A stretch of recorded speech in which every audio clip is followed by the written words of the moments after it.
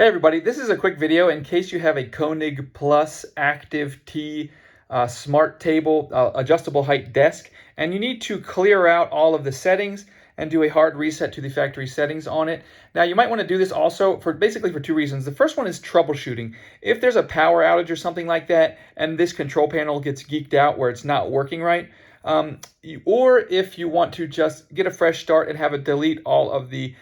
table height settings, the desk height settings that you've set, we can go ahead and do that, do both of those by just resetting it to its factory default settings. So all we need to do is with it on, and there's got to be power to it, so that the control panel should be on, we're just going to press and hold the down button, and we're just going to keep holding, and it'll start to lower the desk, and it'll lower it all the way down to its lowest position. We'll just keep holding, and once it hits its lower position, we're going to keep holding for a few extra seconds, and at that point, everything will be reset. The desk will return to a default position and we can set it up again as new.